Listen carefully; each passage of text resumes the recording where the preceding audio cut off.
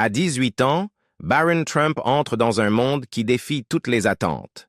À la Stern School of Business de NYU, il n'est pas simplement un étudiant de première année ordinaire. C'est un jeune homme déterminé à forger sa propre identité, bien au-delà de l'ombre de sa lignée célèbre.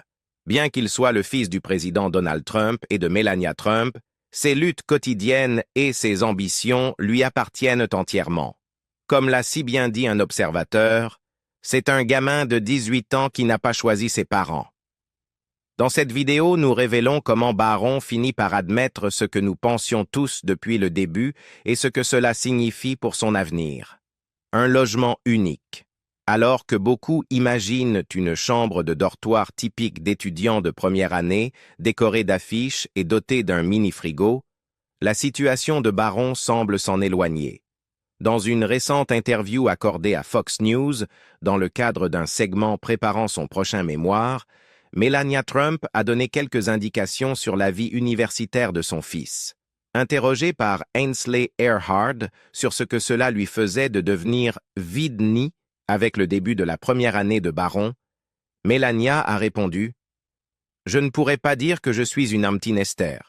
C'était sa décision de venir ici, qu'il veuille être à New York, étudier à New York et vivre chez lui. Et je respecte cela. » Des médias, y compris People, ont interprété ces propos comme laissant entendre que Barron pourrait résider dans un appartement de Trump Tower plutôt que dans un dortoir traditionnel. Vu qu'il a grandi dans une maison dotée de sa propre salle de bal, il n'est guère surprenant que Barron préfère le confort d'un espace privé à celui d'un dortoir exigu, surtout pour quelqu'un de sa stature. Sur un campus universitaire ordinaire, les étudiants profitent de la liberté qu'offre la vie en dortoir, participant aux activités sociales et aux moments de détente entre amis. Pour Barron, cependant, la vie sur le campus est accompagnée d'un dispositif de sécurité omniprésent. Des rapports indiquent que, malgré son désir de rester discret, il est accompagné par une équipe tournante d'agents du Secret Service qui le suivent partout, même aux toilettes. Un ancien camarade de classe a raconté « Ils l'accompagnaient et attendirent dehors. Cela faisait simplement partie de sa journée. » Cette protection constante, bien que nécessaire compte tenu de son profil médiatique, le distingue également de ses pairs. Un étudiant de NYU a décrit la situation en déclarant « C'est en quelque sorte une curiosité sur le campus. Il va en cours, il rentre chez lui. » Un sentiment partagé par Kaya Walker, présidente des NYU College Republicans. Un tel environnement laisse peu de place à l'expérience universitaire typique, où les interactions spontanées et les moments non surveillés sont la norme. Malgré les dispositifs de sécurité et cette situation de logement atypique, Barron semble engagé dans ses études et montre un intérêt pour forger sa propre identité en tant que jeune étudiant en commerce. Bien que les détails de sa vie académique restent à préciser, des initiés suggèrent qu'il a largement gardé un profil bas sur le campus. Certains rapports indiquent même qu'il aurait peut-être manqué la foire des activités étudiantes et certaines fêtes de la première semaine, préférant se concentrer sur ses études et préserver sa vie privée. L'effervescence autour de son arrivée à NYU n'est pas passée inaperçue sur les réseaux sociaux.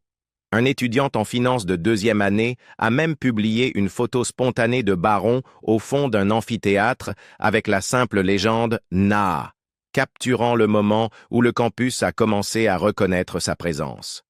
Bien que ses camarades soient sans doute curieux à propos de ce jeune héritier, ils respectent également les limites imposées par ces circonstances particulières. Pour Barron, maintenir une vie académique discrète semble être une priorité, même si les médias et les plateformes sociales s'agitent avec des spéculations sur chacun de ses faits et gestes. Le défi pour Barron est de concilier le désir d'une expérience universitaire normale avec la réalité de vivre sous les projecteurs, un luxe auquel peu peuvent échapper. Sa situation rappelle celle d'enfants issus de familles prestigieuses qui ont fréquenté l'université, des figures telles que Malia et Sasha Obama ou Chelsea Clinton, alors même que ces derniers ont souvent vécu une vie de campus plus conventionnelle. En revanche, la vie de Barron est inextricablement lié au rappel constant de l'héritage familial et à la surveillance inévitable qui en découle. Vivre dans un appartement privé plutôt que dans un dortoir peut sembler un luxe, mais cela signifie aussi passer à côté de l'expérience universitaire par excellence. Beaucoup affirment que la vie en dortoir est un rite de passage, un moment propice à la formation d'amitié, à l'apprentissage de l'indépendance et à la confrontation de défis qui forgent le caractère. Pour Baron, opter pour un mode de vie plus isolé pourrait limiter ses opportunités. Pourtant, dans son cas, une telle décision est tout à fait compréhensible. Après tout, c'est un gamin de 18 ans qui n'a pas choisi ses parents, comme l'a souligné un observateur, méritant à la fois du respect et l'espace nécessaire pour décider de son avenir sans les pressions habituelles de la vie en dortoir. Au-delà de ses conditions de logement et de ses apparitions en classe, le comportement global de Baron sur le campus se caractérise par un degré notable de discrétion. Bien qu'il fasse l'objet d'une fascination et apparaisse fréquemment dans des compilations sur les réseaux sociaux, souvent qualifiés par des observateurs créatifs de type Sasquatch, il reste une énigme pour la plupart.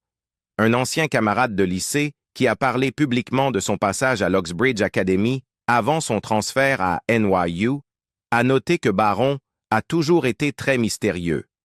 Dans son ancien établissement, il utilisait même l'alias Jack pour protéger son identité. Ce même souci de discrétion se poursuit à l'université, où sa mère et les protocoles de sécurité veillent à ce que sa vie personnelle reste à l'abri des regards du public. Même les activités routinières, comme l'heure du déjeuner, prennent une tournure particulière. Selon un ami de ses années de lycée, Baron se rendait souvent à la cafétéria sans jamais y manger réellement, préférant attendre de rentrer chez lui. Il n'a jamais expliqué pourquoi exactement, juste qu'il attendait d'être rentré pour manger. C'était un peu inhabituel, a confié cet ami. Cette anecdote souligne non seulement les défis pratiques liés à la surveillance constante, mais dresse également le portrait d'un jeune homme qui s'adapte continuellement aux contraintes imposées par son passé. Les mesures de sécurité étendues autour de Baron sont, à bien des égards, devenues une partie intégrante de son identité en tant qu'étudiant. Sur le campus, la présence d'agents du Secret Service est à la fois une mesure de protection et un rappel constant du fait qu'il est lié à une personnalité publique. Un témoignage d'un camarade de classe décrit une journée où Baron est arrivé à l'école dans un SUV du Secret Service à 8h30, parfaitement synchronisé avec le début des cours. « C'était vraiment quelque chose à voir », a commenté ce camarade, ajoutant que de tels moments, bien que remarquables, le distinguaient également du reste des étudiants. Le dispositif de sécurité s'étend à chaque recoin du campus, même lors d'incidents imprévus. Il y eut un épisode où un appel au 911 dans un supermarché voisin a déclenché un confinement à l'école. Un agent a dû se précipiter en classe pour escorter Baron en sécurité jusqu'à ce que la situation soit sous contrôle. De tels incidents, bien que rares, soulignent les défis uniques pour maintenir une certaine normalité lorsque chaque mouvement est surveillé pour garantir votre sécurité. Quel genre de personne est Baron Trump? Baron Trump est devenu un sujet d'intrigue et d'admiration parmi les initiés, les experts de la mode et ceux qui connaissent sa vie quotidienne. Bien au-delà des gros titres politiques, de nombreuses voix dressent le portrait d'un jeune homme charismatique, exceptionnellement intelligent et remarquablement ancré dans la réalité. De son sens du style raffiné à ses premiers pas dans le monde des affaires, la personnalité émergente de Baron est scrutée de près par ceux qui interagissent avec lui. Nathan Pierce, le designer et tailleur qui a travaillé étroitement avec Baron, offre l'un des récits les plus détaillés de sa personnalité en coulisses. Pierce, dont la réputation s'étend à habiller des personnalités de premier plan, y compris des stars remarquables de la NFL, décrit Baron comme « ce gamin super intelligent ». Il insiste sur le fait que le jeune héritier Trump est bien plus mature que ne le laisseraient penser ses 18 ans, en soulignant qu'il est bien au-delà de son âge en termes d'expérience, de connaissances et d'histoire. Il est tout simplement très fascinant à qui parler. L'admiration de Pierce transparaît clairement dans la manière dont il relate ses interactions avec Barron lors de leur collaboration sur des costumes sur mesure avant l'inauguration présidentielle. Le designer se souvient qu'une fois, Barron avait entrepris un voyage en solo en Louisiane pour choisir des tissus, des boutons et même les doublures de son costume sur mesure. Un geste qui a démontré sa détermination et son goût raffiné. Il est terre à terre, d'une gentillesse remarquable et très accueillant, ajoute Pierce, soulignant ainsi l'alliance inattendue de charisme et d'humilité qu'il a observée lors de ces rencontres. Ce témoignage de première main est significatif non seulement pour les éloges adressés à l'intellect de Barron, mais aussi pour mettre en lumière sa capacité innée à établir des liens avec des adultes sur des sujets complexes tels que les affaires et la mode. Dans un contexte où l'on pourrait s'attendre à ce qu'un adolescent typique évite de telles discussions sophistiquées, l'aisance et l'esprit de Barron lui ont permis de tenir tête, même face à des professionnels chevronnés. Comme le dit Pierce, vous le mettez dans une pièce avec des hommes d'affaires de renom et il tient bon. Il peut leur parler toute la journée parce qu'il est spirituel, intelligent et a un sens de l'humour pince sans rire. Cette remarque indique qu'un jeune homme a déjà commencé à forger son identité, distincte de l'imposante ombre de sa célèbre famille. Au-delà de ses compétences relationnelles, le style personnel de Barron a attiré l'attention des initiés de la mode. Les observateurs notent que son apparition lors de l'inauguration présidentielle de 2025 a marqué une évolution spectaculaire par rapport à ses précédentes apparitions publiques. On ne le voit plus porter un simple t-shirt. Le jeune Trump a désormais honoré l'événement d'un costume bleu foncé parfaitement ajusté, accompagné d'une cravate assortie et d'un long pardessus sophistiqué qui mettait en valeur sa silhouette élancée et sa grande taille. Cette transformation ne relève pas uniquement de l'esthétique. Elle témoigne de sa compréhension naissante de l'importance de la présentation et du professionnalisme. Nathan Pierce, qui a vu les deux facettes de ses choix vestimentaires, réfléchit à ce changement en déclarant « Barron a beaucoup d'options, mais il m'a choisi, moi et Pierce Bespoke. Je me sens reconnaissant et fier de cela. » De telles déclarations mettent en avant non seulement son goût raffiné, mais suggèrent également une volonté d'investir en lui-même, une qualité qui présage bien pour ses futures entreprises. Le récit détaillé du processus de sélection du costume renforce l'idée que Barron est non seulement attentif au style, mais aussi aux subtilités d'un artisanat de qualité. Son voyage en solo en Louisiane pour choisir chaque élément de son costume sur mesure témoigne de sa nature décisive et de son désir d'authenticité. C'est un net départ de l'image que beaucoup se faisaient d'un enfant présidentiel protégé, qui émerge désormais en tant que personne fière de créer son propre look unique. Ce style soigné, allié à son charme naturel, a suscité des comparaisons avec d'autres figures influentes de l'histoire, tout en incitant à commenter la manière dont il pourrait évoluer dans la haute société dans les années à venir.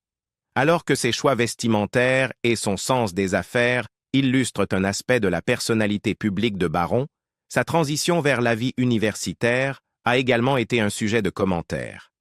Lorsque Barron a commencé sa première année à la Stern School of Business de l'Université de New York, sa mère Melania a offert quelques aperçus rares de sa capacité à prendre des décisions de manière indépendante. Lors d'une interview avec Fox News, elle a déclaré « Je ne pourrais pas dire que je suis une empty nester ». C'était sa décision de venir ici, qu'il veuille être à New York, étudier à New York et vivre chez lui, et je respecte cela. Cette déclaration souligne non seulement sa maturité, mais met aussi en avant son désir de tracer un chemin qui lui est propre, même si cela signifie s'écarter de l'expérience traditionnelle des dortoirs que partagent de nombreux étudiants de première année.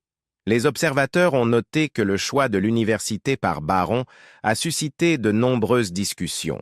Certains suggèrent qu'il pourrait vivre dans un appartement de la Trump Tower plutôt que dans un dortoir universitaire typique, une disposition qui semble être une décision pratique, reflétant à la fois sa préférence personnelle et les protocoles de sécurité liés à son identité médiatique. Malgré ces circonstances peu conventionnelles, des sources proches de l'université indiquent que Barron est populaire auprès des filles et est reconnu parmi ses pairs pour son allure attrayante et terre-à-terre. Une source proche du magazine People a remarqué « Il est à Stern, donc il étudie le commerce d'une manière ou d'une autre. C'est définitivement un séducteur. Il est vraiment populaire auprès des filles. » De tels commentaires montrent que, malgré les conditions extraordinaires de sa vie, Barron parvient à établir des liens avec ses camarades, comblant ainsi le fossé entre privilèges et interactions sociales universitaires normales. Ces anecdotes personnelles s'ajoutent aux perspectives d'initiés des médias qui ont suivi son parcours à travers différentes étapes de sa vie.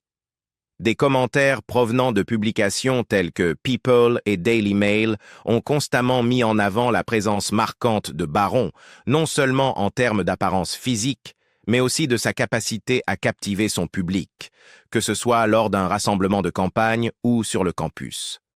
Lorsqu'il a été vu à l'inauguration de son père, son apparence posée et élégante, combinée à son assurance évidente, a amené beaucoup de monde à spéculer sur son potentiel futur dans les domaines de la politique ou des affaires.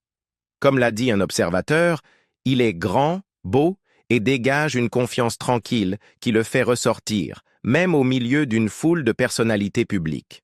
De plus, un ancien camarade de lycée a rappelé « Si Barron avait une petite amie, c'était top secret, et nous n'en savions jamais rien. » Ce sentiment de discrétion est devenu un thème récurrent dans de nombreux récits de sa vie.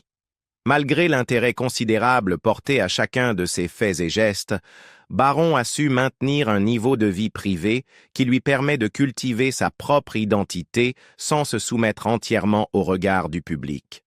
Un futur leader en devenir. Au-delà du domaine académique et de la mode, l'intérêt précoce de Barron pour les affaires est devenu un sujet clé de discussion. Bien qu'il n'ait pas commenté publiquement ses ambitions entrepreneuriales, divers rapports ont fait surface concernant son implication dans la création d'une entreprise immobilière de luxe. En juillet 2024, Barron, accompagné de 2 partenaires commerciaux, a créé Trump, Fulcher and Roxburgh Capital Inc. dans le Wyoming. Cette entreprise, bien que dissoute par la suite pour éviter le regard scrutateur des médias, laissait entrevoir ses ambitions de se lancer dans des projets immobiliers haut de gamme.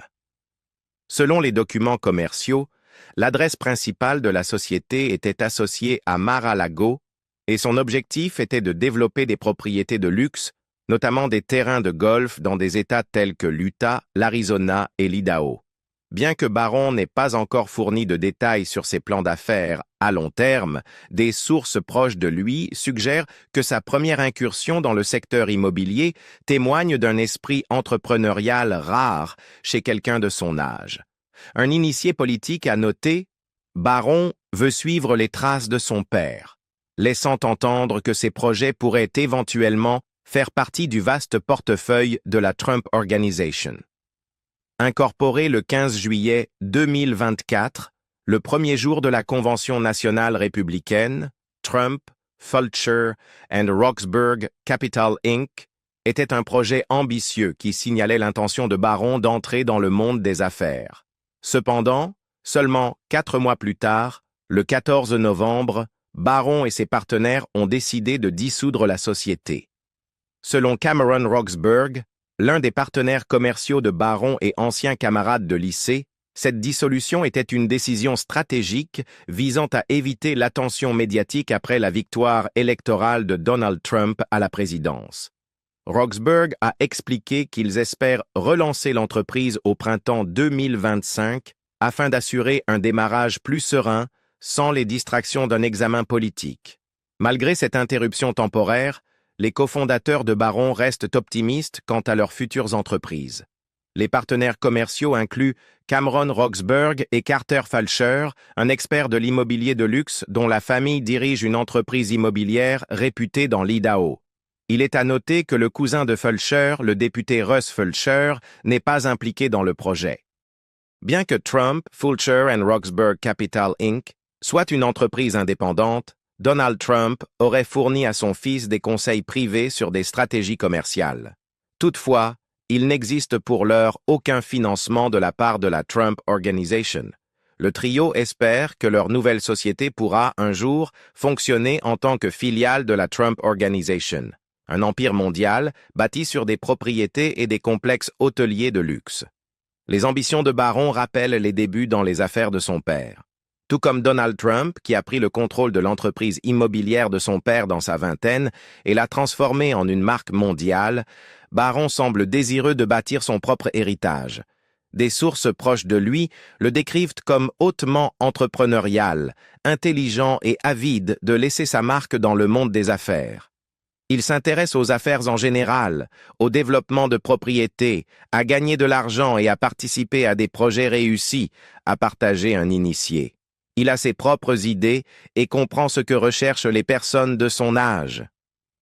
L'entrée de Barron sur le marché immobilier comporte à la fois des opportunités et des défis. Étant donné le statut médiatique élevé de sa famille, toute entreprise qu'il entreprendra attirera inévitablement une attention médiatique intense.